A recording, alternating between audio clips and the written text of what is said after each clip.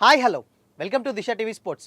IPL 2024లో సిక్సర్ల మొత్తం మోగిస్తున్న Sunrisers opener Abhishek Sharma అరుదైన రికార్డును తన ఖాతాలో వేసుకున్నాడు. ఒక ఐపీఎల్ సీజన్లో అత్యధిక సిక్స్లు బాదిన భారత ఆటగాడిగా విరాట్ కోహ్లీ పేరిట ఉన్న రికార్డును అభిషేక్ శర్మ బ్రేక్ చేశాడు. 2016 సీజన్లో పరుగుల వరద పారించిన కోహ్లీ ఆ సీజన్లో 38 సిక్స్లు బాదగా అభిషేక్ శర్మ ఈ సీజన్లో ఇప్పటిదాకా 41 సిక్స్లు కొట్టాడు. సన్ రైజర్స్ యువ ఆటగాడు అభిషేక్ శర్మ సరికొత్త చరిత్ర సృష్టిస్తున్నాడు. ఐపీఎల్ చరిత్రలో ఒక సీజన్లో 40కి పైగా సిక్స్లు కొట్టిన తొలి భారత ఆటగాడిగా అభిషేక్ శర్మ రికార్డు క్రియేట్ చేశాడు. 2016 సీజన్లో విరాట్ కోహ్లీ 38 సిక్స్లు కొట్టగా 2024 సీజన్లో అభిషేక్ శర్మ ఆ రికార్డును బ్రేక్ చేశాడు.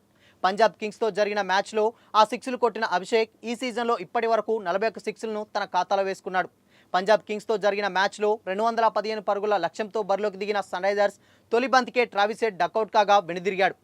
హర్షదీప్ బౌలింగ్లో హెడ్ బౌల్డ్ అయ్యాడు. దీంతో రాహుల్ త్రిపాఠి 18 బంతుల్లో 33 పరుగులతో కలిసి అభిషేక్ శర్మ దూకుడుగా ఆడాడు. వీరిద్దరూ రెండో వికెట్కు 29 బంతుల్లో 72 పరుగులు జోడించారు. 21 బంతుల్లోనే హాఫ్ సెంచరీ పూర్తి చేసుకున్న అభిషేక్ 28 బంతుల్లో 66 పరుగులు చేశాడు. ఈ సీజన్లో అభిషేక్ శర్మకు ఇది మూడో హాఫ్ సెంచరీ కావడం గమనార్హం. ఈ సీజన్లో 14 మ్యాచ్లు ఆడిన అభిషేక్ శర్మ 210 పైగా స్ట్రైక్ రేట్తో 533 పరుగులు చేశాడు.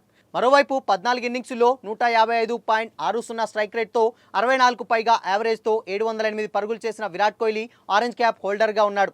ఈ సీజన్లో కోహ్లీ ఇప్పటిదాకా 37 సిక్స్లు బాదాడు. కాగా ఐపీఎల్ సీజన్లో అత్యధిక సిక్స్లు బాదిన ఆటగాడిగా రికార్డ్ క్రిస్ గేల్ పేరిట ఉంది. 2012 సీజన్లో 59 సిక్స్లు కొట్టిన గేల్ 2013 సీజన్లో 51 సిక్స్లు కొట్టాడు.